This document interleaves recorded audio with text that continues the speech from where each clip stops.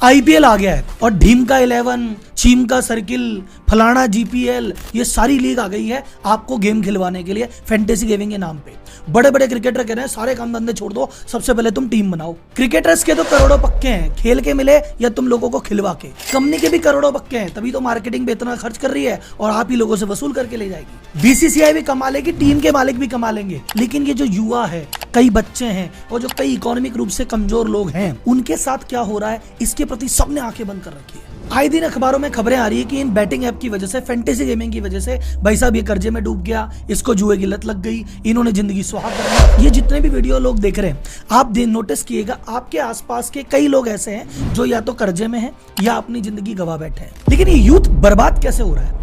कौन सी 5 वजह हैं जिसकी वजह से इस दलदल में ये घुसता ही जा रहा है? ये ऑनलाइन बेटिंग को सरकार क्यों नहीं रोक रही? और ये कोर्ट क्या कर रही है? क्या दूध की चौकीदारी बिल्ली के हाथ में पकड़ा दी गई है? इन कंपनियों का बिजनेस मॉडल क्या है? ये कमाती कैसे है? खर्च कहां पे करती है? ये जानेंगे सब इस वीडियो। अभी इस वीडियो की शुरुआती में कुछ ऐसे दीवाने आएंगे जिन्होंने सपना 11, फलाना सर्किल कंपनी से कुछ पैसे कमा लिए होंगे, और कुछ कंपनी के द्वारा पैसे ही दिए गए लोग भी आएंगे जो इस वीडियो को डाउन करने का प्रयास करेंगे, रिपोर्ट करने का प्रयास करेंगे और कमेंट में दुनिया भर के भद्दे कमेंट करेंगे। लेकिन ये वीडियो बनाना जरूरी था, इसलिए बना रहा हूँ। तो मैं नॉर्मली सब्सक्राइब के लिए नहीं बोलता, लेकिन आज आपको बोल रहा हूँ कि भैया सब्सक्राइबर की संख्या थोड़ी बना देना, लाइक की संख्या थोड़ी बढ़ा देना, ताकि अपनी आवाज में जोर आए और इनको हम बताएं कि ऐसे वीडियो डाउन जाने वाली नहीं। तो जनता जनार्दन की जय बोल के करते हैं वीडियो की शुरुआत।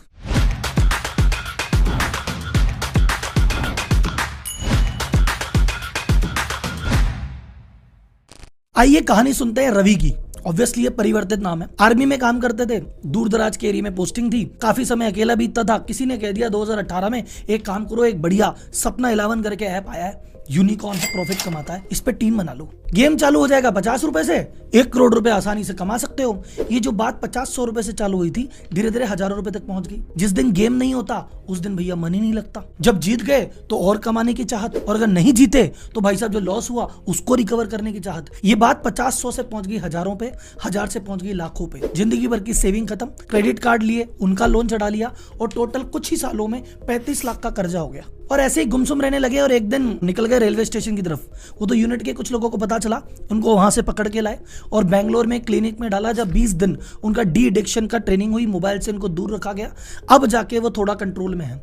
ये कहानी मैंने मनगढ़ंत नहीं बनाई है। रेस्ट ऑफ द वर्ल्ड करके एक मैगजीन आती है जो इस प्रकार की टेक स्टोरी सुनाती है, उसमें पूरी स्टोरी कवर है। ये स्टोरी के अलावा ये वाला ट्वीट देखिए, ये वेंकी नाम के शख्स ने किया है कि मैं आपकी वजह से कर्जे में डूब चुका हूं, डेटर मेरे को हैरेस कर रहे हैं, मेरी 24 साल की एज है, मेरा जॉब, मेरी करियर, मेरी रेपुटेशन, मेरी फैमिली सब रिस्क पे है। और ड्रीम 11 को कह रहा है कि हमें बुरा लग रहा है, कोई बात नहीं, मेरे हेल्पिंग सेंटर पे जाके देख लो। ये सेकंड ट्वीट पढ़िए, कोई चंद्रशेखर, ये कहता है मैं आर्मी में काम कर रहा हूँ, 20 लाख से ऊपर का मेरे पास कर्जा हो गया है, ड्रीम 11 कुछ करो।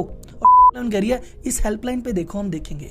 और ये 2 ट्वीट मैंने एग्जांपल दिए हैं, आप गूगल पे सर्च कीजिए, ट्वीट की बहार है। आप में से भी कोई व्यक्ति है जिसने खुद ने, या आपकी नजर में कोई व्यक्ति है जो 11 या सर्किल या किसी भी बैटिंग ऐप के चक्कर में कर्जे में आ गया है, सेविंग खत्म हो गई है, या नुकसान में है, या उसकी लत में है, तो मुझे कमेंट बॉक्स में कहानी जरूर बताइए। ये कहानी लोगों तक पहुंचनी चाहिए। डॉक्टर रचना भार्गव जो एम्स में क्लिनिकल साइकोलॉजी की प्रोफेसर है, वो कह रहे हैं कि इस फैंटेसी गेमिंग आने के बाद से हमारे पास डेली के केसेस काफी संख्या में बढ़ गए और लोग शुरुआत में इलाज के लिए आते हैं, पर 2-3 विजिट के बाद आना ही बंद कर देते हैं शर्म के चक्कर में। बेंगलोर का एक ऑर्गेनाइजेशन है service for healthy use of technology, shut, उसके डॉक्टर मनोज शर्मा जी कहते हैं कि भाई साहब पिछले कुछ सालों में ये जो डेली आने वाले केसेस की संख्या 3 गुनी से ज्यादा हो गई है, क्योंकि इसको लत पालना आसान है, छूटना बहुत ज्यादा मुश्किल है। और जितने केस हमारे पास आ रहे हैं, इससे कई गुना केस ऐसे हैं जिन्हें पता ही नहीं कि उन्हें लत लग चुकी है और वो आ ही नहीं रहे। 5 रीजन जिसकी वजह से यूथ इसमें आसानी से गिर जाता है। सबसे पहले एंट्री बैरियर बहुत लो है, कोई भी कर सकता है। आपको चाहिए एक मोबाइल, उसमें इंटरनेट और 50 रुपए, कर दो भैया शुरुआत। सेकंड रीजन है एक्सेसिव मार्केटिंग। देखो इंडिया में क्रिकेट धर्म है और क्रिकेटर भगवान है। ऐसे ही टॉप क्रिकेटर आके हर टीवी पे दिन में 50 बार आपको बोले भाई टीम बना, ये भी छोड़ वो भी छोड़, तू बस टीम बना ले, तो आदमी क्या करेगा? इस फैंटेसी गेमिंग की जो सबसे बड़ी कंपनी है, जो सबसे पहला यूनिकॉर्न था, इसका रेवेन्यू है लगभग 4000 करोड़ के आसपास, और इसने 2200 करोड़ रुपए का इन मार्केटिंग पे खर्चा किया है, जो कि होता है 6 करोड़ पर डे। अगर मैं 365 से कैलकुलेट करूं, पर इनका मार्केटिंग बजट का मेजर जो पोर्शन है ये इन्हीं 60 दिन आईपीएल के दौरान खर्च करते हैं। तो एक दिन में 10-10 करोड़ का ऐड है, और आपका टॉप क्रिकेटर जिसको आप भगवान मानते हो, वो आके आपको 25 बार बोल रहा है टीम बना, तो यूथ तो बना ही लेगा ना यार। थर्ड कारण है हमारे खुद के इमोशन।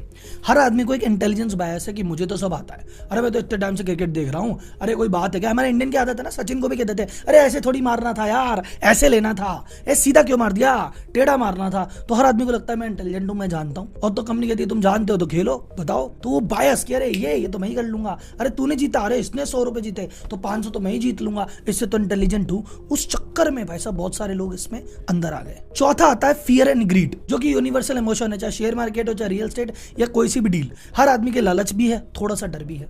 तो भैया जिसने 100 रुपए कमा लिए सोचता है 500 कमा लो क्या, और जिसके 500 रुपए लग गए वो कहता है यार रिकवरी करनी पड़ेगी। तो इस ट्रैप के चक्कर में वो कभी इससे बाहर ही नहीं आ पाता। लास्ट में डोपामीन।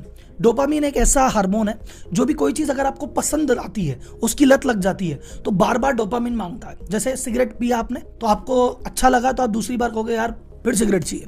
तो उसी प्रकार ये, एक बार आपने मैच जीता, अब आप चाहते हो कल कब आएगा 7:30 बजे, कल दोबारा मैच देखेंगे, परसों फिर देखेंगे। और जब ये मैच बंद हो जाता है तो आदमी कहता है क्रिकेट बंद हो गया, तो फुटबॉल पे, बेसबॉल पे, कबड्डी पे, इस पे उस पे सब जगह लगाता है, क्योंकि अब वो आदत पे फंस चुका है। 3 तरीके से ये हैबिट आपको डिस्ट्रॉय करती है। First, financial loss. एक तो बंदे की सेविंग खत्म हो जाती है, फिर कर्जे में डूब जाता है, आगे फ्यूचर में कमाएगा उसका मोटा पोर्शन तो पुराना ब्याज चुकाने में चला जाता है। सेकंड आता है प्रोडक्टिविटी लॉस। जो आदमी इस चक्कर में लग गया उसका किसी चीज में मन नहीं लगता, वो ऑफिस में जॉब भी कर रहा है पर उसका काम पे ध्यान नहीं है, वो कह रहा है कब 7:30 बजे, कब टीम बनाऊं, कब ये करूं।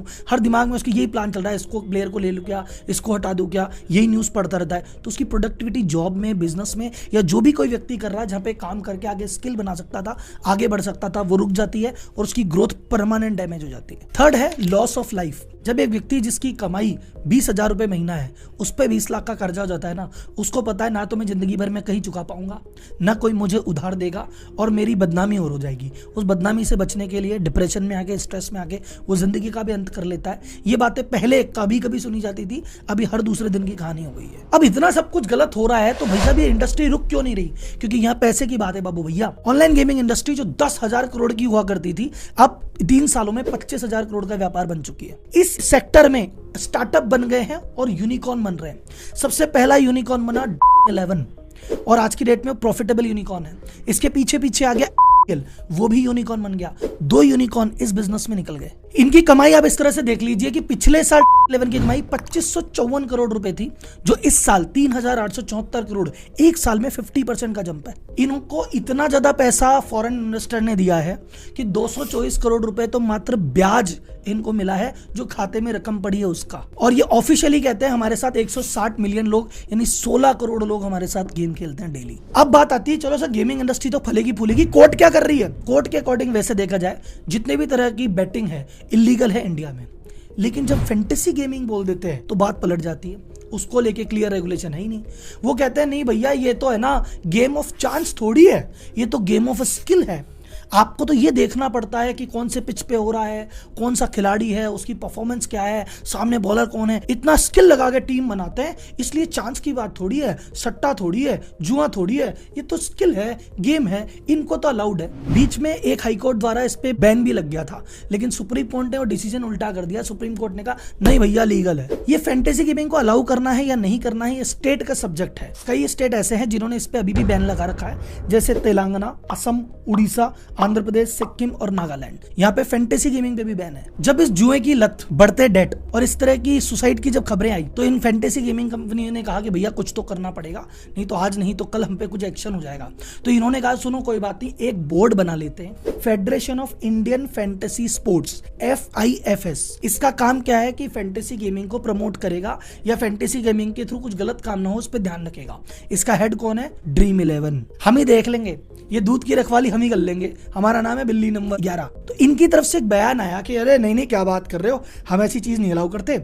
हमने क्या कर रखा है, 18 साल से नीचे के आदमी को तो मान ही नहीं देते, और जिस स्टेट में बैन है उस स्टेट के आदमी को भी नहीं लेते। हम तो भैया एकदम रूल फॉलो कर रहे हैं।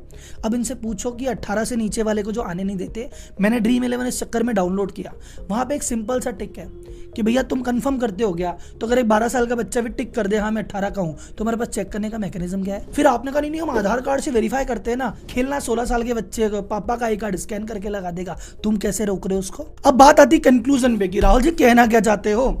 मैं कहना चाहता हूं IPL एक खेल है जिसके लिए है भैया क्रिकेटर पैसा कमा रहा है उसको कमाने दो, टीम ओनर कमा रहा है उसको कमाने दो, एडवर्टाइजर को कमा रहा है उसको कमाने दो। ये आपका खेल नहीं है, आप बस उसको देखो, एंजॉय करो, खुश रहो और अगले दिन जाके अपने जॉब और बिजनेस जो आपका खेल है उसमें खेलो। आप वो गेम मत खेलो जिसमें और कोई मास्टर है। आपने सुना होगा इस प्रकार के गेमों में कि खेलने वाला हमेशा हारता है, खिलाने वाला हमेशा जीतता है, तभी ड्रीम 11 प्रॉफिट में है और आप सब लॉस में। ये राव जी थोड़ा बहुत तो खेलना, 40-50 से क्या होता है, आपकी बात हम मानते हैं, लेकिन 40-50 से क्या होता है, 40-50 से आदत लगती है। यही 40-50 हजार जाएंगे और बाद में लाख पड़ जाएंगे। राहुल जी लेकिन मैंने तो खूब कमाया, आज कमाया ना, कल का क्या पता। तुम आज यहाँ से बाहर निकल जाओ तो कहोगे हमें कमा के बाहर निकला। जब तक तुम कमा के बाहर निकले नहीं हो तब तक भैया वो डाउटफुल है। कितना ही कमा लो, अगली बाजी में फिर दाव पे है वो। तो मेरा एक ही वर्ड में कंक्लूजन है, IPL बस देखो, खेलो मत। खेलेंगे वो गेम जिसके हम मास्टर हैं। अगर ये पूरी वीडियो आप तक पहुंची और आपको लगता है कि यार ये वीडियो जन जन को देखनी चाहिए, इसको जितने ग्रुप में फॉरवर्ड कर सकते हो प्लीज करो। और इस वीडियो को पर्टिकुलरली लाइक जरूर करना, क्योंकि इस वीडियो पे भाई साहब इतनी बड़ी बड़ी कमियां हटाने का प्रयास जरूर करेगी। पर जितने ज्यादा लाइक होंगे, जितने ज्यादा सब्सक्राइबर इस वीडियो से बढ़ेंगे, उतना ज्यादा चांस बनता है कि वीडियो लंबे समय तक यूट्यूब पर रहे। तो ये छोटी सी दरखास्त है, मैं थोड़ा रिस्क ले रहा हूँ, थोड़ा सा प्यार आप भी दिखाओ। धन्यवाद, जय हिंद।